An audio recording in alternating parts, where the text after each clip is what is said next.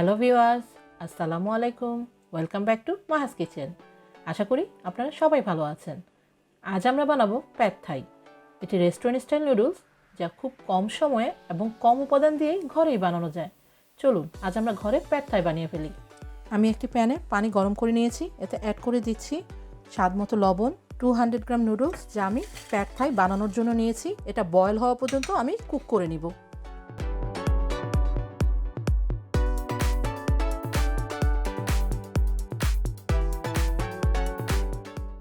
Pad থাই বানাতে যেহেতু sweet, sour এবং সল্টি লাগে, তাই আমরা চলুন একটি সস বানিয়ে ফেলি। আমি একটি বোল নিয়ে নিয়েছি, এতে অ্যাড করে দিচ্ছি 1 টেবিল স্পুন সয়া সস। এর সাথে অ্যাড করে দিচ্ছি 1 tablespoon chilli sauce, 2 tablespoon tamarind sauce, add করে দিচ্ছি half teaspoon chilli powder এবং 1 টেবিল স্পুন ব্রাউন সুগার। আমি এবার সসগুলো সব একসাথে মিলিয়ে নিব। আমার সসটা মিক্স হয়ে গেছে। চলুন এবার আমরা রান্নায় চলে যাই।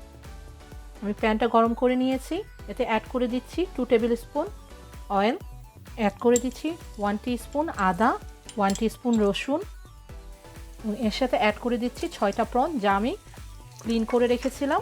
এটা এখন আমি 1 মিনিটের মতো এপাশ ওপাশ করে প্রনটা কুক করে নিব। আমার প্রনটা কুক হয়ে গিয়েছে। এবার আমি প্রনটা সাইড করে নিয়ে এখানে অ্যাড করে দিচ্ছি 2টা ডিম যা আমি ভেঙে রেখেছিলাম। আমি ডিমের উপর দিয়ে দিচ্ছি হালকা লবণ এবং আমি ডিমটা হালকা কুক হওয়া পর্যন্ত ওয়েট করব।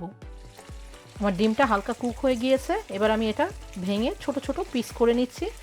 ডিমটা এখন আমি প্রনের সাথে একসাথে মিলিয়ে নিব। এবার অ্যাড করে দিচ্ছি কুক করা নুডলস। এটা আমি মিক্স করে 1 মিনিটের মতো ফ্রাই করে নিব।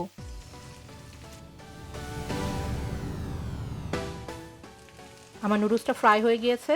এবার এতে অ্যাড করে দিচ্ছি যে সসটা আমি আগে বানিয়ে রেখেছিলাম। এটা আমি আবার মিক্স করে আবার 1 মিনিটের মতো ফ্রাই করে নিব। এবার আমি এতে অ্যাড করে দিচ্ছি 1 কাপ গ্রিন স্প্রাউট, পেঁয়াজ পাতা স্বাদ মতো জাস্ট কালারের জন্য। এবার এটা আমি মিক্স করে 1 মিনিটের জন্য আবার ফ্রাই করে নিব। নুডলসটা খুব সুন্দরভাবে ফ্রাই হয়ে গিয়েছে এবং সব কিছু খুব সুন্দরভাবে কুক হয়ে গিয়েছে। আমি আমার প্যাড থাই পরিবেশন করে দিলাম কিছু ক্রাম করা পিনাটের সাথে। দেখতে খুবই সুন্দর হয়েছে। আশা করি আপনাদেরও ভালো লেগেছে। ভালো থাকবেন সবাই। আল্লাহ হাফেজ। Thanks for watching my video. আশা করি আপনাদের ভালো লেগেছে। যদি ভালো লেগে থাকে লাইক করুন এবং সাবস্ক্রাইব করে আমার সাথেই থাকুন।